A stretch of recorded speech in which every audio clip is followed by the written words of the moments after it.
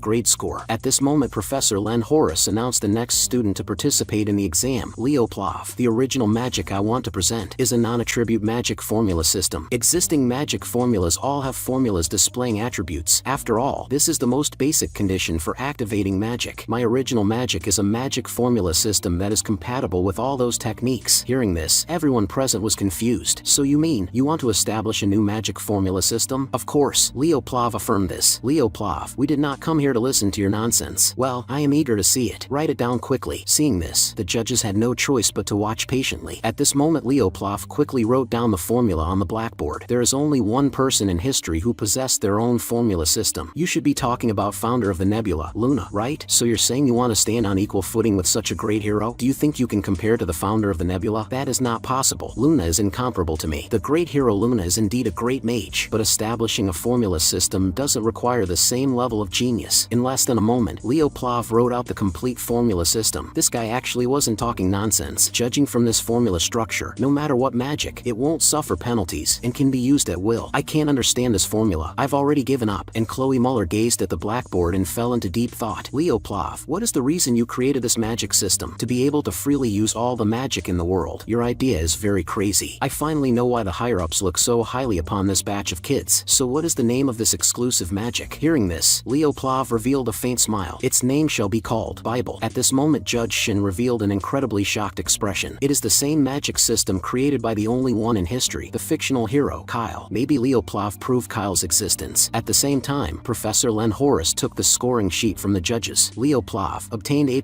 grade score. The formula I didn't complete in my previous life. As the hero of the beginning, Kyle. This time I will definitely complete it. At the same time, it was finally Chloe Muller's turn to go on stage to demonstrate. Chloe Muller, are you really alright? However, Leo Plov was completely ignored, and a moment later, Chloe Muller stood on the stage. We heard you are the top student with the most excellent practical operation in the magic department. So are you ready? The original magic I prepared is flame-type magic. Isn't Chloe Muller best at ice-type magic? Why make the original magic a magic that counters her own attribute? Gazing at the weak flame in Chloe Muller's hand, the judges appeared very helpless. This magic is too ordinary. If it's like this, then there's no need to watch at all. Next, I will let you see the true value of this magic. Just then, a torrent of water poured down on the fire, but the flame didn't get extinguished. Could it be you used eternal properties in the magic? That's right. As long as I want, this flame will never extinguish. Magic is composed through formulas. No matter which magic, as long as the magic supply is cut, it will disappear at any time. But the magic formula created by Chloe Muller was not like this. How exactly did she do it? My original magic's name is called the Unquenchable Flame. Hearing this, even Leo Plov felt some disbelief, because this was an impossible thing to happen. Subsequently, Professor Len Horace announced that Chloe Muller obtained A+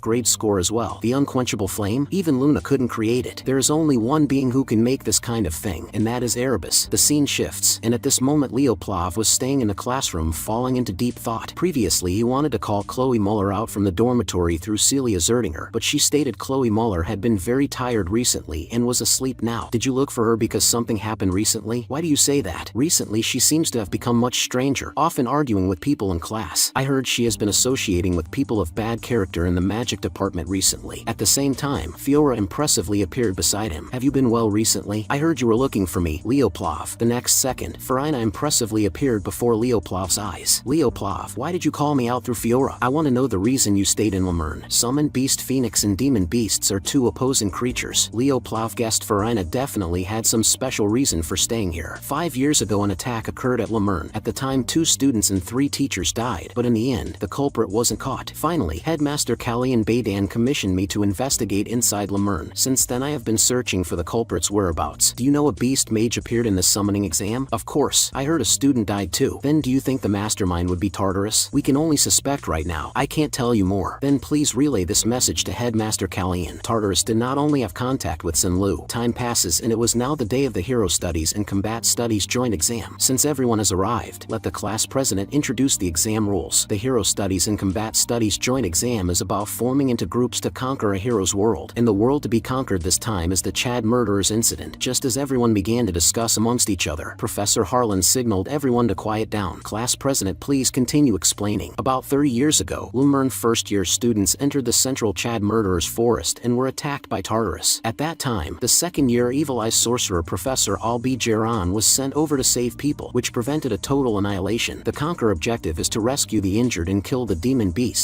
as well as assist Professor Albi-Geron, who was still a second year at the time. This exam isn't a simple midterm exam. It is to make everyone vigilant. Listen well, those who don't pass this exam will be expelled immediately. Hearing this, everyone present fell silent. However, I believe in you. You have all grown very well. At the same time, Professor Artian Nir announced the start of grouping. After a moment of drawing lots, Nella was assigned to Group 4, while Leoplav was assigned to Group 11. It looks like I'm in the last group. As we have finished assigning the groupings, please let the first group stand in the summoning circle. This is very reassuring. I didn't expect to be grouped with the Sword Maiden. Let us display the strength of the Rodran Empire. Accompanying Albi-Geron slowly condensing his magic power, a system notification popped up. Albi-Geron's World. Chapter. Prologue. The Chad Murderers Incident. The next second, a golden light lit up, transporting the two into Albi-Geron's hero world. Subsequently, the crowd gazed at the huge projection in front. It could be seen that the two immediately took action as they entered, as expected of being born in heroic families. Meanwhile, Professor said Jen appeared very relaxed. With Celia Zerdinger here, they'll definitely get a top mark this time. But Harlan felt differently. I actually think Chelsea Llewellyn is performing better. Instantly the air fell into silence. I didn't expect the first group to complete the task so quickly, truly worthy of being the new stars of the first year. At this moment, the headmaster Callian had arrived. I came over to see how the first years have grown. Professor Albi-Geron, truly sorry to you. Every year we have to make that bad memory of yours public. It's nothing. After all, I made up my mind long ago to never forget this event. As the person involved, I thank you. At the same time, news came from the front that Group 1 conquered successfully. Sure enough, worthy of the Zerdinger and Llewellyn families. Although they usually don't see eye to eye, they are from the same empire after all. Subsequently, news came from the front that Group 3 conquered successfully. The most powerful person in the squad leads the charge. Others responsible for support, winning by strategy. Truly not bad. At this moment, Callian revealed a satisfied smile. Up next, Group 4 conquered successfully as well. Nella Carvin's healing ability is indeed very outstanding. Plus Jinxia's talent. Same as I thought before. These aren't ordinary people. At the same time, Group 7's Eliza, Warden, and Ileana conquered their mission successfully. Although there are many excellent students, among them the most promising is Group 11, Leoplav. Seeing this young man's path for some reason makes me think of the past. Is everyone ready now? Of course, the two affirmed this. Accompanying Albi-Geron summoning the magic book, Albi-Geron's world was slowly opening. But just then, a black aura floated inside the magic circle. Seeing this, Leoplav was very shocked. Wait, this isn't quite right. Immediately after, a burst of flame instantly wrapped the two. In less than a moment, the two disappeared from the spot. What is going on? How come we didn't enter the world? And where did Leoplav and Chloe Muller go? At the same time, Professor said Jen stood up abruptly from his seat. What exactly is going on? Even the headmaster was somewhat worried. What happened, Professor Albi-Geron? Headmaster, please suspend the exam immediately. At this moment, Albi-Geron held the book in his hand, trembling incessantly. Could this be? That's right. They entered a hero dungeon. At this moment, the window of a blank mission objective floated before the two's eyes. I've never heard of a case where a pre-established page of the hero record goes berserk. And at this time, Leoplav realized they could no longer contact the professor and the others. Maybe they will suspend the exam to rescue us soon. If they could stop the exam, they would have done so long ago. It looks like the two of us must conquer this dungeon. This is a dungeon difficult even for 10 people to clear. Do you know how many people died here 30 years ago? Chloe Muller, calm down. This is the only way to leave the dungeon. The reason Tartarus caused the Chad murderers incident back then was to eradicate us hero candidates. At this moment, Chloe Muller completely fell into fear. This forest is a huge trap. You are the most formidable student in the first year. As long as we join forces, we can definitely clear it. In this situation, he can still be so calm. It looks like the gap between me and him is still very large. Have you thought of a combat plan? Of course, there are two clearance conditions for the Chad murderers incident. One is rescuing the first year students. Two is ensuring the safety of the first year students. If we want to complete these two conditions, we have to strengthen our combat power. How can we do that when we don't have access from the outside? Don't forget, currently in the forest, we aren't the only Lemern students. Those seniors might all still be alive. Subsequently, Leoplav squatted down and signaled Chloe Muller to climb up quickly. We must find the seniors before Tartarus. Seeing this, Chloe Muller was immediately flustered. Why should I do that? You are a mage. Your mobility isn't as fast as mine. On the other side, Lemern's seniors were participating in the test, while the Tartarus Demon Clan member Chubern was secretly watching everything. Could it be a rescue team incoming? Anyway, the targets are the candidates who might become heroes in the future. At this moment, he suddenly noticed something out of the ordinary. He realized Leoplav was using non-attribute magic, an all-class mage. Could it be? Is it really you, Hero Kyle? At the same time, Leoplav noticed the environment became darker the more they went towards the center. Thus Leoplav decided to borrow Albigeron's technique, using aura to raise the body's senses to the limit. In an instant, the surrounding things were seen clearly. Be ready, there is a group of orcs ahead. Seeing this, Chloe Muller immediately used ice magic. Countless ice cones attacked straight towards the orcs. In less than a moment, the surrounding demon clan were wiped out clean. Just then, Chloe Muller noticed the enemy. An orc was thinking of blowing a whistle to call the others. The next second, Leoplav suddenly struck with a heavy downward slash, cleaving the orc in two, killing it on the spot. Why is the difference in our power so big? Can I really defeat Leoplav? At the same time, Leoplav discovered the seniors standing on the side, so he quickly used magic to approach them. Chloe Muller, please assist me from the side. Following a blue magic circle lighting up, Leoplav instantly disappeared into the air. On the other side, the seniors were struggling to resist the demon clan, just as the demon clan attacked towards the crowd with full force. The next second, Leoplav arrived, killing the demon in an instant. Have reinforcements arrived? Leoplav affirmed this. Just then, the demon used its full strength to cast a spell that unleashed leeches out, but was instantly cut off by Leoplav's fire aura. Seeing this, everyone present was very shocked. At the same time, Alia seized the opportunity to use light magic. The next second, powerful magic power attacked straight towards the demons. The orcs were completely engulfed in the light magic, disintegrating into dust. That was light magic just now. Could it be this person's identity is? Soon, the students were finally saved. Thank you for helping. I'm relieved that the support team arrived. Sorry, I want to chat alone with my companion for a few words. That girl is Alia Geron, the younger sister of Albi Geron. 30 years ago she was killed by Chubrin. You should know, Alia's team is the team that absolutely couldn't be saved in the Chad murderers incident. Why happen to meet Alia's squad? Tartarus Knight rank demon, Chubrin. The first target was Alia's squad. The reason Tartarus triggered the Chad murderers incident, it was to eliminate Alia Geron, the genius mage. She was a strong candidate to have their name recorded in the hero records. Chloe Muller suggested that with their current strength it was impossible. Wanting to complete the conquer condition, they must find other teams as soon as possible. But Leoplav commented, so are you going to abandon them? I am also very unwilling. But Leoplav, this is the hero's world. In reality, they died long ago, and have been dead for over 30 years. That is indeed the case. But I cannot bring myself to leave them behind. At this time the sound of the two arguing attracted everyone's attention. Wake up, I admit you are very powerful, but now is not the time to act recklessly. Stop acting like a hero. Saying this, Chloe Muller had already lost all hope. At this moment Leoplav reached out to comfort Chloe Muller. Don't say things like, playing hero, so carelessly, Cleo. Because you are a hero candidate. We are not just pretending to be heroes. This moment is part of the journey of becoming heroes. Hearing this, Chloe Muller was regaining hope once again. Furthermore, history is already deviated now. Chloe Muller, look around. When we met Alia's squad, the forest had already turned dark. According to the original plot, they would have died at Chubrin's hands long ago. Although this is somewhat risky, I'll leave the decision to you. Alright, let's escape with Alia's party. At this moment Chloe Muller gazed at Leoplav's back. Why do you alone stand ahead of me? I still cannot catch up to your footsteps. Don't you feel strange? Why are there only 2 people in the rescue team? That's right, they look about the same age as us. Could this be a trap of Tartarus? Alia didn't agree with this. After all, they joined hands with us to defeat the enemy. Also, don't you think that person is very handsome? Hearing this, the crowd instantly felt somewhat surprised. I didn't expect there is actually someone who can exceed senior Albi Geron's standards. Just then, Leoplav slowly approached them. Everyone, listen well. We need to escape this forest as quickly as possible. Is that necessary? We have recovered our strength and can slowly crusade against the demon clan. But Leoplav indicated there was no time. You are targeted by knight rank demons. Hearing this, everyone present felt incomparably shocked. If it's knight rank demons, they are brigade level demons. That's right, so we can't confront them head on. Our goal is to get out alive. This guy is a bit like my brother. Subsequently, under Leoplav's lead, the crowd ran quickly towards a place. Just then, Alia noticed Chloe Muller seemed somewhat not right. What is with this expression? Meanwhile, in the real world, the professors and assistants was flipping through relevant materials in the library. Find cases of hero records turning into dungeons. Time is of the essence, everyone. The fact that we still can't enter should be considered good news. Isn't that right? Indeed, as long as there are still people remaining in the hero dungeon, then no one can enter. This means both of them are still alive. It has been 3 hours since the two entered the dungeon. It should be night in the hero world now. Albi, when exactly did you defeat Chubrin 30 years ago? Should be at exactly midnight. Looks like we can only leave it to the past you. Headmaster, we have found the person who sold the beast summoning catalyst to students in Lu. There's no doubt about it. It's related to Tartarus. Hearing this, Albi Geron on the side suddenly became restless. Albi Geron, you need to calm down. Let me go out to cool my head a bit. Sure enough, worthy of being a person who earned the title of hero by relying on your hatred for the demon clan. After all, 30 years ago, his sister's body couldn't be found, not even a small memento. Then who exactly sold the the beast summoning catalyst to students in Lu, a shop that appeared in the back streets of Lemurn City this year. It is very famous among first-year students. Are you saying the enemy infiltrated Lemurn City? The people were not directly related to Tartarus, just that Tartarus managed to funnel items through the store. What exactly are they after? Hearing this, the headmaster kept flipping through the record sheet in his hand. The next second, he widened his eyes. It turns out that Chloe Muller's name was on the list as well, having purchased a black grimoire. Elena, hurry and call Professor Len Horace over. At this moment, the headmaster gazed at his left hand and fell into deep thought. The intuition from struggling on the edge of life and death countless times, it told him that something dangerous was about to happen. On the other side, Leoplav and the others were engaging monsters. At this moment, he realized he had used super senses for too long, and everyone was clearly about to reach their limit. So he signaled to everyone, let's rest and replenish stamina next. A moment later, everyone began to rest in this forest. Meanwhile, Chloe Muller was alone to the side, studying her grimoire. At this time, Alia found Chloe Muller. I want to ask what relationship you and Leoplav have. Could you be a couple? Regarding this, Chloe Muller denied it on the spot. Judging from your reaction, indeed not. At this moment, Chloe Muller gazed at Alia in front of her and fell into deep thought. The senior who enrolled 30 years ago, sure enough, was also just like a first-year freshman, just like our classmates. Why do you ask me this question? Could it be you are interested in Leoplav? Of course, my heart pounds when I see him. So, it's love at first sight? Even the genius magic girl Alia Jiran, known by everyone 30 years later, thinks Leoplav is amazing? I don't know if I truly like him either. Anyway, seeing him reminds me of my brother who acts rashly. The same feeling of the heart beating wildly when I succeed. Hearing this, Chloe Muller was very shocked. Does the evil eye sorcerer also mess up? He is a guy who likes to challenge the impossible. Challenging the impossible? Leoplav is very much like that too. At first, Leoplav and I were just friends, but now I am very jealous of him. Hearing this, Alia Jiran smiled at Chloe Muller. We are really alike, Miss Chloe Muller. Actually, I am also jealous of my brother too. Every time I see him do things so well, I feel very unlucky. I'll tell you a secret. Actually, my original magic system was made by my brother. Although I am very good at using original magic, I do poorly when creating new magic. Moreover, I even failed the Lemurn exams twice. Once I really hated my brother. An inexplicable sense of inferiority rose in my heart, but at a certain point, that jealousy turned into admiration. Hearing this, Chloe Muller subconsciously touched the grimoire in her bag. Do you mean Leoplav is the object of my longing? Just then, Leoplav seemed to sense something. Everyone get up quickly. Change of plans. We can't escape now. Subsequently, the crowd quickly entered a combat stance. Don't feel afraid. Remember, you are future heroes. The next second, Chubrin descended from the sky. I finally found you, sprout of a great hero. He slammed a heavy blow towards the crowd, but Leoplav managed to dodge into the air. Hearing this, Leoplav was puzzled. Chubrin's order in the Chad murderers incident was to eradicate all hero sprouts, but now he had shown particular hostility towards Leoplav. Moreover, just now, he mentioned great hero, Chloe Muller. Its attack is coming. Chubrin threw a fierce attack at Chloe Muller, but she immediately used an ice wall to block it. At the same time, Leoplav had already injected aura into his sword, subsequently jumping into the air and swinging his fierce sword, aiming at his opponent. The powerful slash instantly severed Chubrin's neck, just as the crowd thought the enemy had been defeated. But the next second, a horrifying scene happened. Chubrin's wound had instantly recovered. Everyone, focus. Keep your distance from Chubrin. That is nullification, a curse that can make attacks disappear. However, the nullification curse isn't omnipotent, and there is a limit to the number of times he can cast the curse on himself. Do you still feel you have a chance of winning? Remnants of a great hero. You are the one that is so afraid of a new great hero being born, right? The next second, Leoplav led the crowd to launch an attack. Seeing this, Alia immediately used light magic to assist from the side. Damn it, this is the light magic that I hate. Lord Silatuna was right. I must kill them here. At this moment, facing the crowd's attack, Chubrin slammed fiercely onto the ground. Subsequently, countless broken stones attacked straight towards the surroundings. Unfortunately, some of the party members were still hit by the broken stones. Without the slightest hesitation, Leoplav immediately picked up the teammate and ran towards the rear. At the same time, Chloe Muller used an ice wall for temporary defense. Is everyone okay? I can still hold on, but Balak is in danger. Don't worry, the attack didn't hit his organs. Use aura to stop the bleeding first. Chloe Muller, I need you to use a powerful single blow. Saying this, Leoplav used star magic to buy time for Chloe Muller. While Leoplav buys me time, I need a powerful attack that can break the nullification spell. If that's the case, it has to be this one. At this moment, everyone present felt incomparably shocked, because Leoplav managed to fight with Chubrin head-on, and even severely injured Chubrin multiple times. Will we possess this kind of combat talent one day? I sure hope so. And Alia recognized at a glance that this was star magic. Who exactly is this guy? At the same time, an ominous magic power drifted from not far away. Chloe Muller had unfolded a huge dark magic circle. At this moment, she revealed an evil smirk. Filthy demon scum, I will kill you. Leoplav, you will get caught in. Get out of the way. If you get swept in and burned to death, I won't be responsible. The next second, a burst of dark flame attacked straight towards Chubrin. Not ice magic. magic. It's actually a fire attack. At this moment Chubrin, hit by the flames, was letting out painful wails. Seeing this, Chloe Muller began to laugh incomparably crazily. Unquenchable flame, die in eternally burning pain. But subsequently the flame actually slowly turned black. Seeing this, Leo Plav immediately signaled Chloe Muller to hurry and dispel the magic, but she seemed not to hear, continuing to increase the magic output. This kind of guy, they must suffer even more. Leo Plav immediately rushed towards Chloe Muller's direction, immediately knocking the grimoire in her hand flying with one sword strike. The two of them landed safely on the ground, and only then did Chloe Muller regain her senses. Chloe Muller, tell the truth. Is that unquenchable flame really your original magic? No, it isn't. I just used the magic formula in the grimoire. Sure enough, that is definitely Erebus's flame. Chloe Muller, listen clearly. You used dark magic just now. That grimoire of yours is a demon artifact. Hearing this, Chloe Muller immediately fell into deep self-blame. What exactly did I do? Leo Plav, I am not qualified to be a hero anymore. Pull yourself together. Chloe Muller, the record of this battle didn't mention Chubrin having a nullification curse. That means Chubrin used up the nullification curse when fighting Alia's squad. Do you understand? 30 years ago, they fought to the last moment. They didn't choose to give up in this battle that is impossible to win. Do you still remember Lemern Academy's teaching? It is to break through your limits and go beyond. At this moment Chloe Muller finally realized she admired Leo Plav's figure from behind. It simply was just too cool to even feel jealousy. Just then, Alia handed the staff in her hand to Chloe Muller. Please, Lady Chloe, the next is up to you. Fortunately Chloe Muller's attack made Chubrin's nullify curse disappear. Now is the time to settle this. The next second, a burst of magic chanting came from not far away. I, Chloe Muller, also want to break my own limits, in order not to let down everyone who believes in me. At this time Leo Plav revealed a faint smile. This is truly magical, to have a magician right behind me once again. This scene reminded him of a time in the past with Luna, a pure magician's rune language. Why does it bring me courage? The next second, Leo Plav engaged in a fierce struggle with Chubrin. Facing such a powerful blow from Chubrin, Leo Plav barely raised his sword to block it. But just as he was in a daze, Chubrin's fist swung strongly. Leo Plav managed to block the suddenly striking heavy punch, but it still knocked him away, crashing into a tree. Is that all you have? It looks like your time of death has arrived. Great heroes sprout. Suddenly, snowflakes fell from the sky one by one. Whether now or in the past, you demons will never be a match for us. Just as Chubrin felt puzzled by this. Chubrin, this is where it ends for you. Thanks to you, I finally completed my own original magic. I greatly appreciate you, Leo Plav. This is my original magic, Ice World. At this moment Chubrin had already been frozen into an ice sculpture, accompanying Leo Plav gently touching the ice sculpture. The next second, Chubrin turned into black smoke and disappeared from the spot. And at this time, Leo Plav noticed the grimoire emitting dark magic on the ground. With his flame aura-covered sword, he pierced the grimoire, destroying it completely. Completed objective, rescued first-year students in crisis, successfully killed Chubrin. Your original magic is really impressive. Field magic is something I can never learn in my life. Leo Plav, I want to come clean to the whole school about what I did. Maybe I might be expelled. A hero candidate like you won't be expelled. I guarantee you will definitely become a hero. You two are truly amazing. You are like real heroes. Thank you as well. Everyone worked hard this time. Thanks to your weapon, we could repel the enemy. But Alia pushed the weapon back. Chloe Muller, you should have it. At the same time, Leo Plav also received weapons gifted by Alia's squad. A moment later, young Albi-Jaron finally arrived. He looks about the same as us. At this moment a window prompt came from the front. Clearance complete. Albi-Jaron's world. Prologue. Chad murderers incident. It's great everyone is still alive. Just as Alia prepared to introduce the two to Albi, they suddenly disappeared from the spot. It looks like the hero's world collapsed. Just then, Leo Plav noticed the window floating in front. Strategy reward. Keepsake. Leo Plav opened his eyes and had returned to reality. At this moment Albi-Jaron found Leo Plav. Thank you for saving them. Also express thanks to Chloe Muller for me. After saying this he turned and left the place. A moment later, Headmaster Kallian also came into the room. How are you feeling now, Leo Plav? I'm fine now. There's no problem at all. So, what exactly happened in there? Is this matter related to Chloe Muller's dark magic grimoire? How exactly did you know? We found the place and Lou bought the summoning catalyst is the same shop where Chloe Muller bought the grimoire. Sure enough, that dark magic book is a demon god's tool. Demon god's tool, an item transformed from Erebus fragments, is a powerful weapon for demons, but if races other than demons use it, they will slowly lose their sanity. Then let me tell you from the beginning. Subsequently he told the headmaster the process of encountering Alia's squad, Chloe Muller using dark magic, and finally defeating Chubrin. Student Leo Plav, do you mean the demon god's tool had an effect on the hero's world? Of course I think the possibility is high. After all, the hero dungeon returned to normal after destroying the demon god's tool. Headmaster Kallian, why are you here? Subsequently the headmaster signaled Elena to bring things in. Alia's squad's weapons impressively appeared before everyone's eyes. Please explain, why did rewards that shouldn't have appeared come into your hands? Judging from Chloe Muller's reaction, she herself didn't receive a reward. The entrance exam and the Chad murderers incident, the rule that there is no reward for clearing even if the hero himself is resources alive, as well as obtaining rewards related to the hero world owner. This rule was broken, but what is the reason? The strategy reward is the Fairy King's Pact. That was something rewarded to me before. Are you saying I'll be Jiran's hero world gave a strategy reward? That's right. However, I think this is an abnormal phenomenon appearing when the hero world turned into a dungeon. Saying this, Leo Plov thought in his heart, it would be best to cover it up for now. Why did only you get a reward? Judging from Chloe Muller's reaction, she knew nothing. Could it be because Leo Plov made a huge contribution in the hero world? After all, I remember that the rewards vary based on the contribution to the strategy. I will investigate this phenomenon privately. After investigating, I will give the keepsakes to their families. Also, you too, don't tell anyone about the demon god's tool. After all, the enemies aren't just outside. Alright, you guys just rest well first. At this moment, Chloe Muller looked at Leo Plov somewhat nervously. Leo Plov, I have something to say to you. Just as she blushingly prepared to say it, the next second, Celia Zerdinger's group suddenly barged into the room. Leo, are you alright? Just then, the headmaster suddenly entered the room again, reminding everyone, hero candidates, a party will be held tomorrow night. If you don't have formal wear, you should visit Lemurn City in advance. Hearing this, the two were very surprised. Attend what party? Soon, the Lemurn first-year student party ceremony finally arrived. First to enter were Carl Thomas and Tate. They started eating and drinking excessively as soon as they entered. During this time, another pair of heroes entered. They were Class 5's Nella Carvin and Ileana Layden. You didn't steal your dad's tuxedos to wear, right? Next is the pride of the Rodran Empire, the Llewellyn siblings. Following closely behind are Celia Zerdinger of the Zerdinger family and Leo Plov. It's actually the class president, Leo Plov. That's the pride of Class 5, leading Lemurn towards the right path. Beloved students, are you enjoying the party? Seeing this, Carl Thomas was petrified on the spot, and the crowd hurriedly affirmed this. After all, if they said the wrong thing, she would suddenly go berserk. It's great seeing everyone so happy. Then next, I want to release the midterm exam results. Can we still enjoy the party properly after hearing it? I expected everyone would have this reaction, so here I will only announce the list of students in the top 3 for each subject score. The rest will be announced by homeroom professors tomorrow. Now, the professors of each department will start announcing the names. At this moment, Professor Ina Lenda began to present. Everyone worked hard for the first midterm exam. The names will be called in order, starting with the top student from the night department, Celia Zerdinger, Duran Mora, Chen Xia. However, Celia Zerdinger was very puzzled. Why isn't Leo Plov included in the list? Immediately after, the magic department also announced the list. Abad Llewellyn, Chelsea Llewellyn, Emil Luchen. Why isn't Leo Plov on this list either? But Leo Plov comforted her that this was also possible. Not only Leo Plov, even Chloe Muller's name did not appear. However, this was completely within Chloe Muller's expectations. After all, the grimoire matter was discovered, so her magic department practical exam score could only be treated as 0. But even so, the magic department professors still regarded Chloe Muller's performance highly for the passion of exploring knowledge as a mage. In Sejin's heart, Chloe Muller would always be magic department first place. Summoning department rookies, let's do even better next semester. Immediately after, she announced the top 3 students of the summoning department, Warden, Eliza, and Jordan. Why is Leo Plov's name nowhere? Everyone is having fun, right? Next, releasing the midterm exam chief freshman representative. Midterm exam overall first place. The next freshman representative is Leo Plov. In an instant, the whole venue was in an uproar. I object. Leo Plov didn't even enter the top 3. How can he become the freshman representative? And even Leo Plov was somewhat puzzled. What he said isn't unreasonable. Why would it be me? There is a reason for this. Subsequently, she immediately turned on berserk mode. You bastards, I will only explain once, so keep my words firmly in mind. This guy is quite interesting no matter when. First, dual class students cannot be measured by the ranking of each subject's scores, because their unique status makes it difficult for fair competition with other students. Take a magic swordsman for example. Their sword aura is weaker than pure knights, and their magic is weaker than pure mages. But when two abilities combine, they can explode with amazing effects. Second, Leo Plov's score in the Hero Studies and Combat Department Joint Practical Exam was the highest in the first year. But didn't everyone get the highest score in the Joint Practical Exam? You idiots! Leo Plov overfulfilled the task in the Hero World. This guy Leo Plov, he defeated Chubrin in the Hero World. At this moment, everyone present felt incomparably shocked. You actually defeated Chubrin? With Chloe Muller, the two of you? Regarding this, Leo Plov slowly nodded in affirmation. Seeing this, all of the other students seem to have been finally convinced. Since the results announcement is over, everyone start enjoying the party. Len, if Leo Plov's grades were part of the rankings, what would be the result? The magic department would definitely turn upside down, because everyone's ranking would drop by 1. Leo Plov is the magic department's first place. Summoning and night department's first place is also Leo Plov. It seems his wish to become an all-class hero isn't impossible. Simultaneously, the professors declare that Leo Plov will succeed in their respective classes. You two stop fighting. Leo Plov is most suitable to hold a sword. The following day, Carl Thomas was feeling very uncomfortable for drinking too much orange juice in the party. Just then, Professor Harlan announced the school trip notice to everyone. This time we're heading to the elf's territory. Just as everyone was looking forward to this trip, we are going to El Salvikia this time. Hearing this, the crowd instantly felt very disappointed. After all, El Salvikia is a small country at the northernmost of the elf territory. If you have any complaints, take it up with the class president, because he chose this destination. Items everyone needs can be purchased in advance at Lemurn City. El Salvikia, to humans, that country indeed isn't very conspicuous, but that is the fairy's sanctuary. The fairy land is hidden there. It makes me wonder if Silrid is doing well. At this moment, Leoplav and Nella met at Lemurn City. I am responsible for buying food and equipment supplies. You take care of the potions. Subsequently, after some bargaining and going into different stores, Leoplav finally bought all the needed items. Just then, he seemed to sense something strange. Karaza District Street number 13, the store known as Lutek. This was the place where Sinlu and Chloe Muller bought the demon god's tools. Realizing this, Leoplav entered the house to check. The Lemurn investigation team didn't find anything special. Now, only a teddy bear doll remained here. Why would there be a teddy bear doll here? Lemurn should have taken all items for investigation. Could it be a cognitive decline curse? The next second, the doll's eyes burst with dark magic power, spraying out a large amount of black liquid from its eyes, and subsequently, a huge demon impressively appeared behind Leoplav. It tried to attack him, but Leoplav managed to dodge away. This was no ordinary demon, and there were multiple active curses. At this moment, Leoplav suddenly realized that this voice was familiar. Kid, your senses are very sharp to actually discover my curse. This was the demon queen, Silatuna, one of the 3 legion commanders who failed to be subjugated 500 years ago. However, the one in front was just a clone made of flesh, aura and magic. Could it be a magic swordsman? Your ability is quite good, but this is where you die. Saying this, the monster suddenly launched an attack on Leoplav. Unfortunately, Leoplav's arm was scratched by the attack. Damn it, I'm no match for her now. I must think of a way to leave here. Sprout of the great hero, I will enjoy devouring you completely. Just as the monster prepared to swallow Leoplav in one bite, the next second, a golden light lit up. Spear of light. In an instant, a huge light spear hit the monster's body straight on, nailing it to the ground on the spot, unable to move. It's actually the Evil Eye Sorcerer. This is truly great. Having an audience is a good thing. Saying this, the monster controlled its arm. Suddenly it launched another attack at Leoplav, but was instantly blocked by Albigeron's magic. You are truly filthy, trash of the demon clan. At this moment, the monster suddenly launched an attack on him, but Albigeron appeared not to care. I have no interest in clones. With just one blow, Albigeron eliminated the monster completely on the spot. Albigeron, the Evil Eye Sorcerer. His other nickname is the Executioner of Tartarus. The reason he works as a professor at Lemurn is only one: to obtain the right to hunt Tartarus at will. At this time, Leoplav acknowledged that he was indebted to the hero of this era. Leoplav, what happened just now? I was investigating Lutek, but was attacked by this cursed teddy bear doll. I will hold the Lemurn investigation team accountable. As for your solitary investigation of Lutek, I'll let you off for now. If you need help in the future, just come find me, because I'm grateful for what you did before. The Geron family is one of the 3 major families managing Lemurn Academy. Maybe I can ask Professor Albigeron to help me access the Forbidden Archives. A moment later, Leoplav reunited with Nella. Nella saw Leoplav was injured, so she used healing magic to treat him. Now it can be basically confirmed that Silatuna was the mastermind of the Beast Mage and the Dark Magic Grimoire. However, what is their goal? A few days later, it was now time for the school trip. Did everyone pack all the supplies they need? Leoplav, why is your class going to such a cold place like El Salvikia? Leoplav replied, the weather is so hot, we're basically going to escape the heat. I see. Well, I hate the cold the most. You guys take care. Subsequently, Leoplav signaled the crowd of Class 5 to prepare to enter. Then next, we will head to the Elf's territory, El Salvikia. On the other side, inside the Siron Academy Elf Hero Academy, a person like you is actually a student of the Great Siron Academy. A half-blood elf who isn't a noble family doesn't belong here. Hearing this, the half-blood elf couldn't say anything back. You shouldn't bully other students. Act like proper descendants of Siron. The person speaking was from the famous elf hero family, Rundoa, the Siron Academy first-year representative, Runia El Rundoa, a half-blood elf appearing in Siron Academy. Runia, don't you think this is a disgrace? That's right, and the clothes he wears are so uncivilized. Since you dislike his clothes, then you can very well take yours off and give them to him. You guys have absolutely no intention of helping. You just want to bully him. Runia, you are a descendant of a famous family. You must not speak that way. Isn't it shameful for you guys to bully one person, actually speaking such vulgar language? If you don't like it, then fight me. Finally, just as Runia was about to get angry, the two hurriedly left the place. Why are you wearing so few clothes? That is because someone stole my clothes. The person speaking was Luca Enners, Saren's first-year Class 3, a half-blood elf. Runia, your mood seems very good today. Of course, because my familiar finally hatched. Hearing this, Luca immediately expressed congratulations to Runia. A moment later, Runia came to her father's room. Father, heard my familiar appeared, right? Runia, didn't I tell you to call me teacher when we were in school? The person speaking was exactly the patriarch of the Rundoa family, Farina's benefactor, Elon Rundoa. That's right, Farina's child hatched. But when can we meet made it. However, a problem appeared. Runia, your familiar has already signed a contract with someone else. We will have to investigate the details later. The thief who stole my familiar, who exactly is it? At this time, the crowd arrived at the capital of El Salvikia, the city of Velkia. At this moment, everyone was complaining about the cold weather. Stop making a fuss. Go line up quickly. Here is the capital of El Salvikia, the city of Velkia. Does anyone know the history here? Velkia is one of the disciples of founder of the nebula, Luna. The city is named after fairy knight Belkia Ursur, but the actual situation is, Belkia was a disciple of the three, Kyle, Luna, and Aaron. Leo Plov didn't expect that arrogant guy from back then is now actually called the fairy knight. Correct answer. The descendants of the fairy knight, the Ursur family, are currently holding the position of council leader. Just then, several figures slowly appeared before everyone's eyes. Professor Harlan, have you been well recently? At this moment the elf slowly opened his mouth and said, Professor Harlan, I have been waiting for you. The person speaking was exactly the council leader of El Salvikia, the patriarch of the Ursur family, Ren Ursur. You are still the same as old times. It looks like I found the one I'm going to marry. Don't you care about age at all? Those elves are very long-lived and don't age easily. Do you know how old he is? Subsequently, the crowd began to discuss one after another. These students are all very lively. The students Professor Harlan leads are usually strictly disciplined. Excuse me, may I ask your name and age? My name is Ren Ursur. I am 97 years old this year. Hearing this, Ileana was petrified on the spot. Are you the guide for this trip? I am the patriarch of the Ursur family, and at the same time the council leader of El Salvikia. In an instant, Carl Thomas was also petrified on the spot. Later that evening, at the school trip dormitory, the environment around was clearly a mess. Do we really have to live in this kind of place? If you don't like it, I have other plans. I prepared an outdoor sleeping area, if anyone wants to. Hearing this, the crowd began to tidy up the rooms. At the same time, Tate and Carl Thomas walked stealthily upstairs. After all, the biggest fun of traveling is going to the girls' rooms. But it turns out that Chelsea Llewellyn had appeared before them, and immediately after, the two were fiercely taught a lesson by Chelsea Llewellyn. Meanwhile, Leo Plov planned to go out for a stroll. Unexpectedly, an elf had stopped him. Leo Plov, the patriarch, Ren Ursur, wants to see you. A moment later, Leo Plov arrived at the Ren Ursur's office. Leo Plov, you came just in time. However, I am a bit busy now. Please just wait for a moment. Then can I take a look around here? Ren Ursur replied. Go right ahead, Leo Plov. It seemed like there are quite a few old items here. Suddenly Leo Plov locked his gaze on an object. Could this be the Urquint? How would you know of the Urquint? That is an origin only known to the patriarch of Ursur. I saw this myself in the ancient documents in the Lumern Grand Library. Although it contains an abundant amount of mana, it isn't the real thing. Back then Luna gave Urquint to her disciple Belkia. In the end, before going on the expedition, Belkia had lost the item in the battle with Tartarus. Urquint is a reward obtained by the ancestors long ago after conquering Lord Belkia's hero world. But unfortunately, weapons obtained in the hero world cannot be used by anyone except the conqueror, so that's why this weapon feels like only a shell of what it once was. I heard from Harlan, you are an all-class hero, and also the Lumern first-year student representative. I know it's rude to entrust you with something on our first meeting, but can you meet my granddaughter? Ren's granddaughter is a first-year student at Cyron Academy. That child has talent and entered the academy with excellent grades, but suddenly lost motivation after enrolling. I hope you, someone who is a different race but of similar age, can stimulate her. A moment later, Leo Plov opened the room, and it turns out that the room was a mess. Judging from the murals hanging on the wall, this guy should be a fan of the great heroes. I knew there were kids who collected this kind of stuff, but this is just extreme. Just as Leo Plov was admiring the Cyron school uniform, someone had woken up in the room. How could Grandpa let an outsider enter here casually? This was Iron Ursur, the second-ranked first year at Cyron Academy. At this moment, Leo Plov and Iron locked eyes, and suddenly, Iron had come to a shocking realization. You're an actual human. Your grandfather asked me to see you. I didn't expect you to have collected so many books about Kyle just like I did. Let me see how elves describe Kyle. The great subjugation of monsters in the northern mountains might be Kyle's achievement. This information is organized quite well. At this time Iron slowly poked her head out. Do you like Kyle too? Subsequently, they talked about the Battle of Darnos. Do you know where the forces of Commander Zerga were defeated? It was Edvilik, the place where Luna first used star magic. That's right, this is a record of the great heroes that most people don't know. At this moment Iron seemed to have found a new and shiny friend. I am Iron Ursur. It was our first time meeting yet I kept talking non-stop. I'm sorry. Don't worry about it. If the great heroes knew someone was telling their stories, they would be very happy. This is just my opinion, but although there are 4 great heroes confirmed in history, there might have been a 5th one. Leo Plov replied, you are talking about the hero of the beginning, Kyle? I think he really existed too. After going back, I plan to establish a research society to study Kyle's whereabouts. Hearing the word school, Iron suddenly fell silent. Iron, why do you refuse to go to school? Cyron Academy doesn't suit me. Everyone works hard wanting to become true heroes. A person like me that isn't that serious is not worthy of becoming a hero. However, Leo Plov thought that because her uniform was still neatly kept here, she still hasn't fully given up. Iron, besides me, many humans have come here. The people in our class want to meet you after hearing your story. You should know, there are schools that that train heroes in the human world too, just like Siron, right? If you are curious about Lemern Academy students, just come over and look. Subsequently, Leoplav turned and left the place. Just outside the door, Ursur was waiting there all this time. Did you actually chat with Iron all this time? This child hasn't chatted with others for so long. It looks like Iron opened her heart to you. Then as her grandfather, how should I repay you? How about gifting you a helpful magic item? A moment later, the two came to the Ursur family's treasury. The next second, Leoplav noticed the amber on the shelf. I'll take this. This is a gem possessing fairy power obtained by the previous patriarch 20 years ago. Although the carved fairy is very exquisite, it has no other use besides that. Subsequently, Ursur gave this object to Leoplav, but Leoplav realized this isn't a carved item. This is a real fairy inside. The next day, Harlan announced the future schedule to everyone. Starting tomorrow, wake up at 6 in the morning, do individual training in the fairy forest near the city in the morning, and have mission practice in the afternoon. Didn't we do sufficient individual training at the academy? During the school trip, I will focus on correcting your deficiencies. Did everyone present think they came to play? For the record, this schedule was written by the class president. We can treat it as real combat training. This fairy forest has monsters. Subsequently, after announcing some precautions, Harlan reminded them to rest well. Later in his room, Leoplav gazed at the amber in his hand and fell into deep thought. It was sealed inside by the fairy king using magic. It's not a surprise for Ursur to think it was just a carving. After all, after the age of catastrophe, the fairy king's familiar disappeared. Elves who have seen that magic no longer exist today. But Leoplav knew what this was, because this is Silrid's magic power. It was finally time to use the fairy king's pack that I had received before. Leoplav slowly condensed his magic power. In the next second, the amber emitted bursts of golden light. Has father finally released the seal? Why is some random human standing before me? Who is this guy? Leoplav asked in puzzlement. I am the eldest son of the great fairy king, heir to the fairy king, the silver fairy, Kirin. Just then, Leoplav flicked his finger on Kirin's forehead. Speak with some respect. Even your father was polite to me. How dare you insult the fairy king, Silrid? As he kept talking back, Leoplav kept punishing him with forehead flicks. Subsequently, from the two's conversation, Kirin learned that Leoplav was actually the contractor his father spoke of. That should be the case, and I broke your seal too. Do you have a problem with that? Thinking about it, signing a contract with a human is quite nice too. Even that gentle-natured Silrid had to take away all of your 6 wings to seal you here. Looks like Prince Kirin, you are a troublemaker. I didn't expect you to know this matter. Looks like you really are the contractor. At this moment, Leoplav intended to let him return to the fairyland to call Silrid over, but was refused by him because he must retrieve his 6 wings to return to the fairyland. If you wish to meet my father, help me retrieve my 6 wings. I believe the first one is in the fairy forest, which used to be our home. Silrid, looks like your son was destined to come to my side. Early the next morning, Harlan took everyone to the fairy forest. At this moment, everyone looked at the scene before them with shocked faces. Chelsea Llewellyn planned to use wind magic to cross here, but it seemed not feasible. It looks like you need to train now. It turns out that a few minutes ago, Leoplav indicated to Ileana that her swordsmanship and magic were uncoordinated, so she must participate in private training today, and Carl Thomas and Tade were respectively insufficient in alchemy application and summon beast application. Just then, Chelsea Llewellyn found Leoplav. Leoplav, you said before my understanding of wind magic is insufficient, so let me see your strength. Leoplav agreed without hesitation, and Chelsea Llewellyn knew deeply that the ability Leoplav displayed always far exceeded her imagination. This time, Chelsea Llewellyn didn't plan to give him time to prepare. The next second, she suddenly used the spell, Windbreaker, to attack Leoplav. Seeing this, Leoplav casted the exact same spell, Windbreaker. In an instant, the two magic powers collided fiercely and then cancelled each other out. High-speed chanting was Chelsea Llewellyn's specialty, yet Leoplav actually used the same speed to counterattack. At this time, Chelsea Llewellyn used Wind Chain to attack Leoplav, but Leoplav remained very calm. Chelsea Llewellyn, didn't I say when we first met? Wind magic shouldn't be used like that. Effortlessly, Leoplav instantly broke all of Chelsea Llewellyn's magic, subsequently raising his hand to release a wind bolt, attacking straight towards Chelsea Llewellyn, knocking Chelsea Llewellyn back into a tree. Chelsea Llewellyn, you lost this time. Is this actually wind magic? Even the crowd on the side was somewhat surprised. Chelsea Llewellyn actually lost to the class president in wind magic. From a mage's perspective, Chelsea Llewellyn doesn't lose to Leoplav, but the gap in understanding and ability to use wind between the two is too large. That's why Chelsea Llewellyn lost to Leoplav. So mastering your fundamentals is more important than anything else. The higher the grade, the more techniques will be learned. So everyone will exercise basic skills under the class president's guidance. Later on, after the training is concluded, Leoplav was gathering herbs as his field training. After all, under Leoplav's guidance, everyone was too tired to have the strength to complete the task. At this moment, Kirin found Leoplav holding a pile of herbs, truly worthy of a fairy. You actually found so many herbs. This will be enough for today. Next, let's start seriously investigating the fairy forest. We shall begin the journey to find your wings. A moment later, Leoplav suddenly stopped his steps. Kirin, how long has it been since you were exiled from fairyland? Kirin told told him that it was probably over 100 years ago. This is illusion magic. Although it is the Fairy King's magic, this does not belong to Silrid. This is the magic of Silrid's father, the Age of Catastrophe Fairy King ground. However, the magic activation is at most 100 years or so. Judging from the time, the magic's power source is Kieran's wings. He must have used his son's wings in an ancient magic formula, indicating there is something very important inside. Just then, a creature appeared in the snow, and a foul smell assaulted their faces. Why are there humans in elf territory? But Leoplav replied, an undead creature like you appearing here is even stranger, right? This has been Tartarus's territory since long ago. This is our fairy's sanctuary. You are speaking nonsense. Fairy? Is there actually such a weak and pathetic fairy like you? What did you just say? In the next second, Kieran immediately used elf magic to attack the skeleton, piercing right through its chest while he was covered in magic, and Kieran was very confident in his strength. After all, the powers of a fairy counters the undead. But suddenly, Kieran noticed a change in his opponent. The skeleton had actually recovered its injuries. The skeleton revealed a fierce-looking weapon in its hands, just as Kieran charged in once again. At this moment, Leoplav warned Kieran to dodge. The skeleton smashed its giant sword on the ground, and fierce and menacing auras erupted from the skeleton. Countless black auras attacked straight towards Kieran. Just at that moment, Kieran was able to turn directions and dodge the attack, and he immediately fled back to Leoplav's side. What the heck is that? This is a monster of Tartarus that has existed since long ago. This is a Death Knight. My name is Karger, a knight serving the Great Lich King. Saying this, it attacked straight towards Leoplav. At this moment, Leoplav was able to draw his sword and attack. But just then, Karger suddenly appeared behind him. I will be the one to lead you to your death. At this moment, Karger suddenly appeared behind him. I will be the one to lead you to your death. The next second, a powerful sword aura instantly attacked towards Leoplav, but he still managed to defend with a shield. I didn't expect an aura shield to be deployed in such a short time. Karger suddenly charged at Leoplav once again, the two of them clashing swords in the middle. Human, your strength is decent, but this is a waste of effort. And Kieran on the side still wanted to help Leoplav, but surprisingly, Kieran just fell to the ground after hitting Karger. I'm already out of strength. If only I had my wings, the outcome would have been different. I summon you in the name of the Pact Bearer. Listen to my summons. Seeing this, Karger was stunned on the spot. At this moment, Leoplav had manifested flaming phoenix wings behind him. It seems like I'm not his only familiar. Leoplav slashed his sword with the aura of a phoenix, instantly cutting Karger in half. Subsequently, Fiora reverted back into a chick. So it really is a phoenix. You have a phoenix and a fairy? Looks like I absolutely cannot let you leave alive. At this moment, Karger inserted his giant sword into the ground. Army of Death, swallow these lives. Activate Death Ground. This is a curse that endlessly summons undead. At this moment, Leoplav suddenly revealed a faint smile. This is truly getting more and more interesting. Subsequently, Leoplav used Kyle's magic, non-attribute magic, Earth Wave, just as the enemy looked puzzled. At this moment, Leoplav had already charged forward. Kyle-style, Vortex. Leoplav unleashed a swirling blade slash. He used the path opened by the sword aura to run past and away from his opponent. Seeing this, the skeleton was very angry. If you are a knight, fight me with honor. What joke? After you summon a bunch of underlings. Subsequently, Leoplav used Aura Step to flee the place. At this moment, Leoplav finally found a safe place to rest. I didn't expect a Death Knight to appear in the fairy forest. Could it be there is something targeted by Tartarus here? Just as Leoplav was thinking, a skeleton soldier walked slowly towards him, just as he prepared to draw his sword to kill it. The next second, countless sword shadows flashed past. Subsequently, a sharp blade pointed at Leoplav. Did you summon it, human? Not at all. I am a student of Lemurn. This undead creature has nothing to do with me. Judging from the uniform in front, this guy is a student of Siron Academy. But he didn't believe Leoplav's words, and immediately launched an attack on him. However, Leoplav easily dodged the attack, and with just one move, Leoplav knocked him down to the ground. I apologize for the rudeness. My name is Runia El Rundoa, a first-year student at Siron Academy. I hope you don't think every student is like him because of this. Of course. However, I am curious why you appeared here. I came here for the Belkia field training. While Leoplav expressed it was a school trip. Well then, I have to go report to my professor now. Runia El Rundoa. Where have I heard that name before? At this moment, Leoplav told Professor Harlan and Ren Urser about encountering the Death Knight. How can monsters appear here? The contamination shouldn't be that serious. At this moment a voice came. Misunderstandings generated by ignorance are also false intelligence. A first-year student who just stepped out of the academy met a Death Knight. The person speaking was the Siron Academy first-year homeroom teacher, Herdium Wintel. He believed Leoplav definitely mistook a skeleton soldier for a Death Knight. He didn't think Leoplav had the ability to retreat safely after encountering a Death Knight. He is just a mere first-year student. Professor Harlan, do you also believe his words? Of course. Although he is only a first year, he is the all-class freshman representative. If what he says is true, then Siron Academy students can also take the opportunity to gain some knowledge. Since you are all-class, you should also be very confident in magic, right? I propose a joint class between Siron Advanced Class 1 and Lemurn. Soon, the two academies held an exchange meeting. The Class 5 students were all excited for the event. However, Leoplav Leoplov didn't expect this Herdium Wintel to actually hold an exchange meeting. At this moment a voice stopped Leoplov. We seem to have met. Runia Elrundoa had appeared before Leoplov. Would you want to dance together? Seeing this, Leoplov accepted the offer and danced with Runia. Runia was even surprised, because Leoplov actually knew elven dances. Speaking of which, I haven't asked your name yet. My name is Leoplov. Hearing this, she immediately grabbed him by the collar. You're the thief who stole my familiar. I'm going to kill you. At this moment Leoplov also realized, so she is Fiora's original pack-bearer. I understand. Do not worry. Fiora is doing very well with me. Hearing this, she immediately lost her temper, and immediately after wanted to beat up Leoplov. Later, under the communication of professors from both sides, Runia finally expressed her apologies to Leoplov. Please forgive my rudeness. Leoplov accepted her apology generously, and he quickly left the place with Professor Harlan. Runia, don't make the same mistake in the future. You are the Siron first-year representative. During the joint class tomorrow, you will definitely prove Siron is more outstanding than Lemurn. No, you must prove that among all hero academies, our academy is the most outstanding one. I absolutely won't lose to that kind of guy. I bet on the honor of Siron Academy. Time quickly arrived at the day of the joint class. Hello everyone, first-year students of Siron Academy. Today, you will be able to experience a class just like at Lemurn Academy. Carl Thomas, Ileana, and Tade, you come out. This class will be led by you. You are outstanding students who survived Lemurn Academy. Let everyone see what you have learned. And Chelsea Llewellyn was very surprised. She didn't expect one person from each department to be called out. Subsequently, Ileana demonstrated aura, Carl Thomas demonstrated magic, and Tade demonstrated beast summoning. The Siron students all watched in awe at the displays, and this exactly achieved Herdium's idea. When viewed from another race's perspective, you can awaken new methods. But what puzzled him was, why didn't the freshman representative Leoplov come forward? Soon, the three finally finished their presentation. Dear students of Lemurn, this class was truly very interesting. I can feel everyone has developed their abilities deeply in various fields, but Siron pursues a different method from Lemurn. Siron students basically all learn magic, so we pursue a teaching method balanced without bias towards magic. Saying they pursue balance is ironic. They teach broadly, but all theory is soaked in magic. It seems like elves and their pretentiousness is the same as ever. It's all for show. Just as the professor was continuing his lesson, Leoplov let out an audible yawn. This guy not only talked nonsense about seeing a death knight, but even his attitude in class is terrible. Then the theory ends here. Let everyone see the essence of Siron. We are originally a race that naturally uses magic. In an instant, shining magic instantly lit up the entire classroom, immediately after transforming into star magic shrouded in elements. This is our essence, star magic. The formula I am writing now is a great legacy left by progenitor Lady Luna. It is the foundation of star magic. The star magic you saw just now is also a part derived from this formula. Isn't it very beautiful? Just then, Leoplov slowly raised his right hand. This formula is wrong. Hearing this, everyone present felt incomparably shocked. What do you mean by this? I mean, this magic cannot possibly activate successfully. This is incomplete magic. Of course it cannot activate. This is what ancestors restored to this form after analyzing the progenitor's legacy. But Leoplov knew deeply that it was normal for them not to know, because this magic was created by Luna specifically to teach me, the hero of beginning, Kyle, when she founded the star magic system. It looks like you have quite some research on star magic. Since you say this formula is wrong, could you show us yours? And Harlan still wanted to prevent the situation from developing further. But the next second, Leoplov slowly came to the podium. The magic elves use now is just imitation, because I, who inherited Luna's essence, died before teaching it to other elves. Maybe we were actually destined to meet in this form. Star magic is the pride of elves, and this is the progenitor's relic. If not handled well, it will become a conflict between schools. At this moment Leoplov drew a stroke on the formula. This is the complete version. The formula instantly became vivid. Even Herdium on the side felt incredibly surprised. Although he had never seen this magic, he had a very familiar feeling. At this moment Leoplov recalled the past. Luna created new magic and stated this magic would only be taught to Leoplov alone. Watch carefully. This is a magic that makes flowers bloom. The class president just did something amazing, right? What is with this expression on the professor? Could it be that guy really deciphered the founder's magic? I didn't expect this magic containing so many elements is actually a simple flower blooming spell. It's not that simple. During the Age of Calamity, flowers were nearly extinct. Perhaps flowers meant something special to the founder of the nebula. At the beginning, Kyle also thought this magic didn't have much use, but Luna explained happily, actually I hope one day to see the world full of blooming flowers. I understand now. I feel the deeper meaning the ancestor imbued this spell with. However, he was more curious why Leoplov knew this magic. Actually, I self-studied star magic through ancient texts. Although I am an all-class student, at the same time I am a gifted mage. Our student was rude. Let's end today's joint class here. In addition, it would be better to reserve making an official stance on this matter for the time being. But before he finished speaking, Herdium held Professor Harlan's hands tightly. Can student Leoplov be transferred to our school? Hearing this, Harlan immediately felt incomparably shocked. At this moment, Chelsea Llewellyn and Ileana jointly made a pot of food, but it seemed the crowd had no appetite. However, Ileana seized the opportunity to stuff a pile of food into Carl Thomas's mouth, though it looked like he didn't feel very good. Just then, Ren found Leoplav with news. Regarding the Death Knight matter, the council made a decision. The existence of multiple undead creatures and a Death Knight has been confirmed in the forest. Therefore, we formally request Lemurn and Siron to conduct an investigation regarding this abnormal phenomenon. But relying only on first-year students is too dangerous, so I entrusted Siron to dispatch higher-grade students to help investigate. More importantly, my granddaughter wants to see you. To the side, Iron was peeking inside the room, wearing her uniform. Leoplav, have you been well? You said I could visit, so I took the liberty to do it. Seeing the newly arriving person, the girls of Class 5 quickly started asking questions. However, Iron was extremely overwhelmed by this display, and she ran upstairs in a hurry. Leoplav, I am counting on you once again. Immediately, Leoplav tried to find where Iron had went. It turns out, she was hiding in the balcony alone, and instantly, Leoplav covered her with a coat. Iron, why did you run away from Siren Academy? That is because I am not fit to be a hero. When I was struggling for life at Siron Academy, I met a person as beautiful as the sun. She was Runia El Rundoa. Runia is a very remarkable person. She always does everything full of confidence and is very good to everyone. She is a true hero, so I began to admire her. She is an existence completely different from me, so I began to follow her footsteps, although I eventually entered the top class. But during the dual assessment, it seems I had made a huge mistake. Since then, I felt she always hated me. But Leoplav thought Iron wasn't the type to be disliked, and Runia wouldn't hate her because of such a small matter. At this moment, seeing Iron like this, he was reminded of Belkia from before. Do you like Belkia's story? Of course, that is the story of my ancestor. Then you must know, back then she followed the great heroes to travel together, and finally became a great hero, right? You don't need to care about what others think. Just walk your own path well. Let's go. The students in our class are all very nice and fun. The following day, the crowd arrived at the forest. How exactly did you win over Iron like that? I just told her there was no need to be afraid of you. Why would she be afraid of me? Probably because your appearance during the duel scared her. I was just too focused because Iron's actually really skilled. Hearing this, Leoplav advised Runia, then please pay more attention to her. She needs you. A moment later, Professor Herdium signaled to everyone that the external help arrived. Louder Algra, Siron third-year representative. Subsequently, he greeted the professor, but Leoplav noticed the ring on his hand. Runia, who is that person? You mean Senior Louder, right? Until second year his presence wasn't obvious, but this semester his strength suddenly obtained rapid growth. Hearing this, Leoplav's suspicions were raised. A moment later, Herdium began assigning groups. Leoplav, Runia, and Louder Algra were Group 1. Leoplav could not believe this suspicious newcomer was in his group. Soon, Leoplav and Runia were patrolling inside the forest. Why do I have to be paired with a thief like you? Just so you know, I still haven't acknowledged you as Fiora's contractor. At this time, Leoplav's group was assigned to deep inside the forest. Chelsea Llewellyn's group was assigned to the natural habitat of boxwood trees. Ileana and Carl Thomas's two teams were assigned to the medicinal herb colony, and the rest were arranged at the forest entrance. Where did Senior Louder go? Didn't we say group members move together? And Leoplav suddenly remembered Louder told him before that he would act alone for now, then meet Leoplav and Runia at the forest center. Maybe he has some things he needs to do alone. At this moment, Leoplav sensed the surrounding magic power. On the surface it was similar to when he came last time. Illusion magic that doesn't belong to Silrids. There was a curse on this land that wasn't here before. Only Leoplav, who experienced the Age of Catastrophe, could detect it. And Leoplav suddenly remembered a key figure. That was Erebus's most loyal servant, the Tartarus Legion commander who survived the Age of Catastrophe, the Lich King Hellkaiser. But the Lich King absolutely wouldn't act personally, so Death Knight Karger is his agent. And so, Leoplav realized there was something Silrid absolutely wanted to protect in the forest. What's wrong? Do you sense something? The next second, an ominous magic power suddenly appeared. Get ready, something is coming. Just after the two entered combat preparations, Louder suddenly appeared before the two's eyes. First-year representatives, how about it? Did you encounter any undead creatures? Regarding this, Runia shook her head indicating no. You are the first person to discover the Death Knight, right? That's right. Leoplav reached out to sense his ring. Sure enough, same as he thought. It was indeed a demon god's tool. Unfortunately, it seems you were mistaken. There isn't even an undead creature here, let alone a Death Knight. You know that for high-level undead creatures like Death Knights, if there isn't a necromancer continuously providing magic power, the summoning will be cancelled, right? So places where Death Knights appear will surely have demon summoners. Do you mean there are demons in the forest? But this is the capital of El Salvikia, the city of Belkia. That's right. Siron students all know there's large-scale star magic around Belkia. That is the magic circle laid by progenitor Lady Luna. Demons absolutely cannot approach. There's no rule that a necromancer must be a demon. Races other than demons can also use dark power. Of course elves can too. Hearing this, Louder revealed a faint smile. Your idea is truly interesting. I'm afraid you don't know elves are a race with extremely strong pride, right? Continue investigating. We will meet at the forest entrance. And Leoplav realized this guy was definitely looking for something. and Runia also realized that Leoplav definitely knew something in turn. That night everyone gathered together to discuss. They didn't find traces of undead creatures, and Chelsea Llewellyn felt very suspicious. After all, the council leader also confirmed the appearance of undead creatures. Why did they all disappear when we investigated? On the other side, Leoplav secretly came out of the room. He quickly went to the Siren Academy dorm hotel and subsequently found Louder's dormitory. This guy sure enough isn't here. Just then, Leoplav noticed a map on the table. Isn't this the entrance to the forest? Suddenly, Runia also appeared through the window. What are you doing now? Seeing this, Leoplav immediately covered her mouth. I came to find Louder, but he isn't here anymore. He definitely went to the fairy forest. Just then a voice came from outside the door. Didn't Louder say he wanted to sleep early? Why is there still sound in the room? Immediately, Leoplav decisively grabbed Runia and jumped out of the room. At the same time, Iron, who was reading, seemed to sense something, subsequently coming to the window to observe. Unexpectedly, she saw Leoplav holding Runia, which gave her a scare. Could it be they are actually dating? At this moment, Runia followed Leoplav to the forest. So do you think this matter is related to Senior Louder? Just then, Iron suddenly appeared behind the two. You guys can't do this. Iron, when did you get here? Improper dating among students is forbidden. Hearing this, Runia was stunned at her words. What are you talking about? I saw it all. You two were sneaking out of the dorm. Iron, you completely misunderstood. Isn't that right? Runia, say something. Yes, Iron misunderstood everything. It's not like that at all. Just then, Leoplav sensed a great danger. A hand broke out of the earth. It's an undead creature. This is big trouble. Immediately, Leoplav readied himself for battle. These are all high-ranking undead skeleton knights. Runia had already condensed magic power. The next second, she suddenly unleashed Firestorm. A raging fire instantly surrounded the undead creature. Just as she thought everything ended here, unexpectedly the undead creature rushed out of the fire swinging a sword at her. In this nick of time, Iron raised her shield to block the monster's attack. Leoplav noticed this familiar skill, and this was exactly Belkia's elf magic, Animus Armor. At this moment, Iron suddenly swung a sword. The powerful sword aura cut off the monster's head. Immediately after, a purple flame swallowed it completely. As expected of Iron, you look just like Belkia. So why did you two come here at night? We were just investigating the third-year dormitory. However, speaking of which, if we were dating, wouldn't it benefit you because you would have one less competitor? That's not true. Runia, you are the most outstanding student. I hope you can always stay on top. You are someone who will become a hero in the future. At this moment, Runia was stunned on the spot. So she thought this way of me? Back then, in the Siren Academy duel test, Runia thought that only Iron could be her rival, so she decided to go all out. Alongside this, Runia's expression became a lot more fierce. But seeing this, Iron was suddenly shocked to see Runia's expression. At this time, Runia finally knew why Iron was afraid of going to school. Iron, you are my friend. I hope you can continue attending school. Just like this, Iron and Runia became friends, and both regarded the other as a rival to compete with forever. So, you guys really aren't a couple? On the other side, the Death Knight muttered, Mage, you were followed. Damn uninvited guests. Shouldn't this problem be solved by your knights? Death Knight Karger, the hooded mage, revealed himself as Louder. Hearing this, Karger was very unhappy. Are you treating us like slaves to order around? You shouldn't forget that Great Lich King chose me. As long as the summoning circle is completed, I don't need the help of you Tartarus anymore. But before that, I'll be counting on you. Of course, Karger revealed an intriguing expression. On the other side, Iron learned about the abnormality in the fairy forest was related to Senior Louder. But Runia thought this was just Leoplav's one-sided story. Just then, the group felt the surroundings seemed to become much colder, while Leoplav started to feel the power of the curse. Subsequently, Leoplav opened 2 summoning circles. Immediately after, Fiora and Fairy Kirin were summoned by Leoplav. Seeing this, Runia rushed in front of the two immediately. Fiora, I am Big Sister Runia, do you still remember me? Leoplav introduced them. Fiora is the baby phoenix, while Kirin is the fairy prince. We're heading to the deeper part of the forest now. From now on, it's going to be brutal. Subsequently, the group hacked through difficulties. On the path forward, they eliminated many undead creatures, but undead creatures kept appearing ceaselessly before the group, and Iron soon realized there must be a necromancer nearby. The next second, Leoplav condensed flames on his sword. He swung his swords at the multiple undead in front of him, and he burned the surrounding undead creatures completely. And Leoplav realized that there wasn't a necromancer present. This isn't the doing of a necromancer. This is the curse of the dead, a curse that continuously summons undead creatures nearby, turning this area into a land of death. And the caster is exactly Tartarus's legion commander, Lich King Hellkaiser. Are you saying Tartarus targeted El Salvikia? Just as the group wanted to go back to report to the professor, an ominous magic power instantly filled the surroundings. Hero candidates, I welcome your arrival, coming to this land of death. The next second, the Death Knight suddenly launched an attack on Leoplav. You absolutely cannot escape here today. I'll make you regret entering this forest. Leave this dark night to me. Iron, take care of the undead creatures. Runia, you prepare your strongest magic. Did you actually choose to fight me this time? Foolish fellow, I won't let you have your way. The next second, the giant sword in the Dark Knight's hand suddenly exerted force. Seeing this, Leoplav immediately used Zerdinger's secret swordsmanship prominence. A pillar of fire straightly shattered the Dark Knight's bull bullhorn. Damn, this is a phoenix flame. Before it could react, Leoplav launched another attack on it. Amidst the Dark Knight's shocked gaze, the giant sword in its hand was actually melted by the flame. Seeing this, the Dark Knight immediately retreated, dodging Leoplav's sword. This guy's combat experience far exceeds mine. Is this really a first-year student? And this look in his eyes are very familiar. At the same time, a dazzling firelight struck. Subsequently, a huge fireball condensed in the sky. Accompanying Runia's cold laugh, a huge pillar of fire descended from the sky, eliminating all the undead creatures. That's what happens when you mess with me. And Leoplav on the side gazed not far away and fell into deep thought. It's not over yet. Let's catch up quickly. Soon, the group discovered the entire forest was filled with the curse of the dead. Just then, Lauder's voice rang out. First-year students, who allowed you to investigate this forest at night? Lumern Academy first-year representative, your discipline is very poor. Senior Lauder, why are you here? Undead creatures appeared in this forest. I am investigating the cause. The appearance of undead creatures is because there is a powerful ancient curse here. Are you saying there is a curse here? The curse aura is so strong, yet he actually doesn't have any feeling. Among Lumern first-year students, some accidentally use Tartarus's items. Those students use dark power without knowing. At this time, Leoplav shot out a magic signal light into the sky, but you knowingly cooperating with Tartarus. And here you are, using monster blood and guts as the catalyst for your black magic necromancy. Truly an infuriating and stupid human. First-year representative, you shouldn't know Lady Luna's hero record lies here. Hearing this, everyone present felt incomparably shocked. Incompetent El Salvikia doesn't know that thing is here. Is it wrong to use Tartarus to retrieve our legacy? This is blasphemy against the great hero. Just as the two prepared to teach Lauder a lesson, Leoplav interrupted. You must fight with the determination to kill the senior. At the same time, Lauder used his spell, Li Ezernia, to attack Leoplav and the others, but Leoplav used the exact same spell, Li Ezernia, to negate the attack. Get a grip. This is what fighting against Tartarus is like. A mere human actually able to use original star magic. Who exactly are you to actually use magic to cancel it out in such a short time and instantly identify me as an enemy? His judgment and combat level are elite level, plus those two will become a serious problem if they join too. Subsequently, he used dark magic. Fortunately, Leoplav reacted quickly, pushing the two away. The area exploded, blasting the space into pieces, and Iron was able to shield Runia from the blast. Was that the spell, La Tiarga? Just now, for a basic spell, it was incredibly powerful, and at this time they discovered Leoplav actually fell at Lauder's feet. Unexpectedly, the Dark Knight suddenly appeared before their eyes as well. Hero candidates, it ends here for you. Iron, buy me some time. Do you have anything to say before dying? It looks like you are confident. The next second, Kieran appeared in time, interrupting Lauder's magic. The magic he was channeling malfunctioned. It exploded, knocking Lauder flying away, and when he came back to his senses, Leoplav had already arrived in front of him. Is this guy actually going to kill me? Without the slightest hesitation, Leoplav cut off his head with one slash. Alright, we finally dealt with that crazy elf. But just then, Kieran was hit with the spell, Li Ezernia, using original star magic, possessing summoning ability. Leoplav, you really have talent. I'm truly glad that I can be the one to kill you. The Lich King's power is not bad either. If adding Progenitor Luna's power, then I can trample you geniuses completely. It looks like you have already been swallowed by the darkness. The next second, Lauder instantly released dark magic. Seeing this, Leoplav immediately swung his sword, cutting it open. However, you didn't completely accept the dark power yet. Immediately after, Leoplav cut off Lauder's right hand with a slash, accompanying the right hand falling to the ground. At this moment, Lauder let out painful wails. Those who became strong through abnormal means usually lack battle sense. If you have the ability, regenerate and see. I will keep chopping until your mana is exhausted. Just then a whisper appeared in Lauder's ear. You seem to have suffered quite a bit. Mage, the person in front isn't your goal, right? Hurry and complete the summoning circle and find the power sleeping in this land. Hearing this, Lauder's severed hand began to move. At the same time, Leoplav noticed the two were joining forces to deal with Karger. Looks like leaving it to them was correct. Just then, Leoplav noticed that Lauder's right hand hasn't regenerated yet. Leoplav looked over there quickly. Lauder's severed hand had already drawn the entire summoning circle. It's already too late. Lauder sprayed fresh blood onto the summoning circle. Immediately after, the summoning circle emitted bursts of red light. Subsequently, countless dark magic powers gathered in Lauder's body. At the same time, a giant hand suddenly extended from the underground. Damn, what exactly is that thing? Skeleton King. That is one of the most powerful undead creatures in the world. At this moment, Lauder's right hand was regenerating rapidly. Is this the Lady Progenitor's power? Damn, did he fully accept dark magic through the summoning circle? That kind of filthy power cannot be Luna's. Do you truly think so? The next second, Lauder controlled the giant hand to attack Leoplav. Seeing this, Leoplav immediately used Aura Step to dodge it. At this time, Lauder shouted incredibly crazily, even the Lich King's power doesn't matter anymore, because I have completely mastered it. Leoplav, how about we retreat first? That big guy is truly too difficult to deal with. But Leoplav refused on the spot. The Skeleton King wasn't summoned by normal means. It looks like he hastily signed a contract with Hellkaiser, thereby summoning the Skeleton King. He hardly meets the summoning conditions, meaning he cannot maintain the summoned state for long. The most basic rule of summoning is needing the aid of spiritual power to maintain the summon. We just need to stall until Louder's magic power is exhausted. So, Kirin, please assist me now. No problem, leave it to me. The next second, Leoplav used light magic to instantly severely injure the Skeleton King. At the same time, the Skeleton King wielded a giant sword chopping towards Leoplav, but he managed to leap into the air to dodge it, and just as he landed, Louder used dark magic to attack straight towards him. In this nick of time, Runia manifested a Phoenix Shield spell to block the magic. Leoplav, just focus on dealing with the Skeleton King. Leave Senior Louder to me. But can Iron deal with Karja alone? Don't you trust Iron? It was Iron who requested to duel it alone. On the other side, Iron was engaging Karja. You are truly too arrogant to actually request a duel with me. At this moment, Iron doubted her ability very much. Can I really defeat it alone? But she knew deeply that if she couldn't do it, then others would fall into danger. The next second, Iron pierced Karja's abdomen, but unexpectedly, Karja countered with a punch, knocking Iron flying away. Compared to those two, you are simply too terrible. And Iron affirmed this. After all, those two will definitely become great heroes in the future. But don't forget, there are always disciples following those great heroes. My ancestor Lord Belkia followed those great heroes' footsteps and made an oath to never doubt those great heroes, no matter what. Is that fairy power? Without the slightest hesitation, Karja immediately launched an attack. This is a technique passed down by ancestors for generations. Power capable of dispelling infinite power of death. This was evergreen, and in that moment, she easily finished the battle in one strike. At this moment, Karja couldn't believe it. I was actually taken out by a brat like that. At the same time, Iron still wanted to help Leoplav and Runia, but the next second, she fainted on the spot due to using up all her magic power. What's wrong, first-year representative? Are you done already? He shot dark magic straight towards Leoplav, and at this time, Runia summoned the flame turtle to block the magic, immediately after reflecting the dark magic to hit Louder instead. Do you think I will stay obediently in place to be hit by you? The flame tortoise is a fire system defensive summon beast. Try dealing with this one too. Runia stepped out a magic circle under her feet. Subsequently, a fireball appeared before Louder. The next second, a loud explosion came, and Louder was instantly swallowed by a burst of flame. Louder fell to the ground, covered in burn marks. This is nothing much. Just as Runia prepared to leave here, at this moment Louder raised his hand, releasing dark magic. Countless black thorns hit Runia straight on. Runia, are you alright? But just then, a big hand attacked straight towards Leoplav, slapping him away, crashing into the trees in an explosion. Under Kirin's shouting, Leoplav finally woke up, but his left arm was heavily damaged. At the same time, the Skeleton King used the skill Cry of the Dead. Damn, actually using the worst possible curse in this situation. Without the slightest hesitation, Leoplav immediately summoned Fiora. Amidst Fiora's loud shouting, everyone's bodies gradually recovered, summoning Incarnation. The next second, Fiora turned into a ball of flame condensing on Leoplav's sword. At this moment, the Skeleton King wielded a giant sword attacking Leoplav, so Leoplav leaped into the air to dodge it. Leoplav looked like a hero fearless of death, just like a true hero. Runia couldn't help but admire this sight. Flame Tortoise, you worked hard. Go back and rest first. Subsequently, Runia condensed fire magic in her hand, immediately after throwing it in front of Louder. Runia, why has the flame you brag about every time become so weak? What can you do with this little flame? The flames of House Rundoa. Our family has been the sworn kin of the Phoenix for generations. The first ancestor once made an oath, even if burning himself to death, he would burn Tartarus. At this time, Louder realized something was wrong, because this flame simply couldn't be extinguished. This flame will never go out until every demon is burned to ash. However, your left is demonic, isn't it? This magic is called Sacred Flame, the Rundoa family's forbidden secret technique that burns even oneself to ash. Damn, this girl must be crazy. I absolutely won't let you go. But the next second, the flame suddenly disappeared from the spot. It looks like your magic power is exhausted. Just as he prepared to use dark magic, at this moment the ring emitted a black aura, immediately after instantly swallowing Louder completely, until all that's left was the ring. Damn, what exactly happened? And the necromancer is dead. Why does the Skeleton King still exist? At the same time, a scarlet power emitted from the ring. It was controlling the Skeleton King, and Leoplav was very surprised, because this magic power was exactly the Lich King's. Hurry and complete your mission. At this moment, the Skeleton King raised its sword up high. This really is the Lich King Hellkaiser's power. He's channeling power through a demonic artifact. At this time, Leoplav noticed the Skeleton King was advancing towards the entrance to the fairy land. Kirin, assist me quickly. Just before the Skeleton King could attack the barrier, Leoplav immediately blocked the Skeleton King's attack. However, the power of the Skeleton King was indeed great. This is bad. The barrier was starting to break. The Skeleton King suddenly exerted extreme force, and Leoplav was knocked flying away. Damn, the fairyland's barrier was broken. At this moment, the barrier to fairyland had actually broke. Right after the barrier was broken, Fiora and Kirin quickly found Leoplav. At this time, Leoplav noticed all his aura and magic power were exhausted. It looks like this is the fairyland. I didn't expect it to become so desolate. At this moment, Leoplav noticed the weapon placed placed on the stone steps on the side. Isn't this what I gave away 5,000 years ago? Back then Kyle gave this weapon to Belkia. At first she disliked this weapon for being ugly and hard to use, but Kyle told her this was a treasure that followed him in battle for many years. A moment later, Luna called over Kyle so they could set off. We have to go. We'll see you later, kid. Later Kyle's group engaged Erebus, but never came out of the portal again. That cheeky little runt. Didn't she say back then she didn't need it? The next second, the weapon emitted a burst of blue light. This surprised Leoplav because the weapon overflowed with mana. Subsequently, the light was pouring rapidly into Leoplav's body. This dagger contains thousands of years of magic power. Upon sensing the master, it responded. Now possessing this powerful magic power, Leoplav was very curious what kind of magic he can exactly cast. Just then, a fire magic hit the Skeleton King straight on. These kids have grown up quite well. At this moment Runia was trying to use magic to stop the Skeleton King's advance, but the next second, a golden light shot into the sky. If you are a Phoenix's contractor, then this much is expected of you. At the same time, Leoplav held a dazzling star in his hand. Although not comparable to the original, this gift is very special for the children. At this time countless stars shone in the sky. Iron had read in ancient documents, a star spell could bathe the world in morning stars. That was the strongest ultimate incantation. The next second, the stars hit the Skeleton King straight on. Spell, Apocalypse, and subsequently the star collided with the Skeleton King and turned into ashes, disappearing from the spot. A moment later, Leoplav walked elegantly out of the fairyland, and Kirin planned to finish the Skeleton King. He's been dealt with now. You go find your wings first. At the same time, Iron and Runia found Leoplav. What was that magic just now? It felt like something straight out of a legend. This dagger contained a large amount of magic power. Seems to be something related to the great hero. So Tartarus came here for this? Just then Kirin excitedly found Leoplav. I found the wings my dad hid. But Runia was very puzzled. Isn't that a fragment of a hero record? Accompanying Leoplav unlocking the seal. The next second a window prompt came from the front. Hero record opened. World of blank. Chapter blank. Immediately after, the three were transported to the hero world. What place is this exactly? Subsequently a voice came from the front. Can you really defeat Erebus? Leoplav recognized immediately. This voice is. You must be crazy. But I like this challenge of subjugating Erebus very much. You said your name is blank, right? At this moment Leoplav finally understood what exactly Tartarus wanted to obtain. My name is Luna. One day, I will shine like the stars. I am honored to join your party. That's right. This is a hero record fragment of the hero of the beginning, Kyle.